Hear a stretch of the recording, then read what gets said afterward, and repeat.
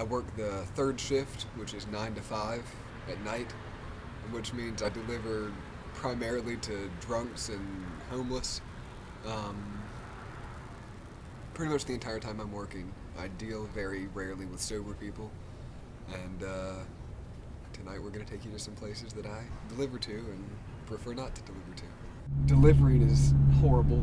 People jump out in front of your vehicle constantly. I don't know what the appeal is, but as you drive around, people jump out in front of you, people scream. About 3 o'clock, we were getting ready to close, and 2 guys were wrapping up their meal, and very, very intoxicated. They were starting to go around the tables asking other customers if they wanted to see this awesome, hilarious thing called the fart position.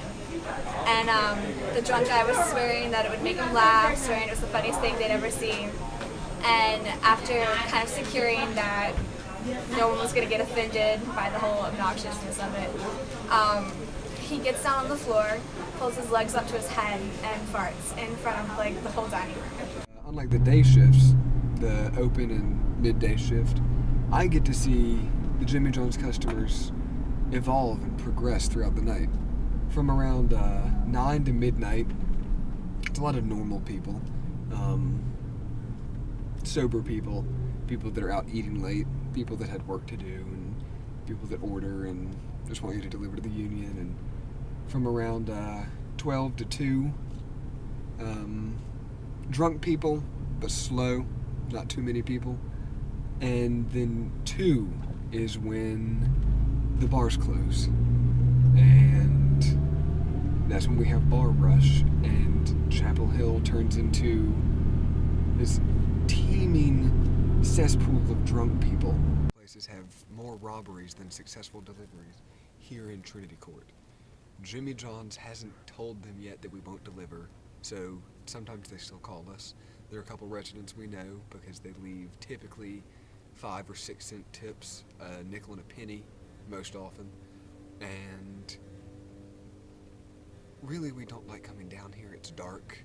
This is by far the scariest place we deliver to within our 2-mile range. The tips gradually progress throughout the night. The later it gets, the more you get in tips as the drunker people get, but more drunk people start coming into Jimmy John's, and it's always disappointing because this place stays relatively clean when there's sober people, and then the drunks start showing up and half their sandwich ends up on the floor and they have trouble eating really anything. Trying to get me to give them the food for free, and so we can't do that. I've got about 14, 15 other deliveries in my car. They're just as old as yours is. If you don't want the food, just sign this thing. You don't even have to tip me. Just sign. He didn't want to do that. He kept complaining. So I started walking away, and he's like, okay, I'll sign it. And he told me, since I was being such a that he wasn't going to tip me. So he signs the thing and throws the pen in my face.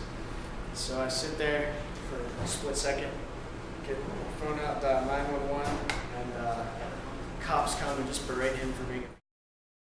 It was a pretty classic moment, and I was happy with that. So.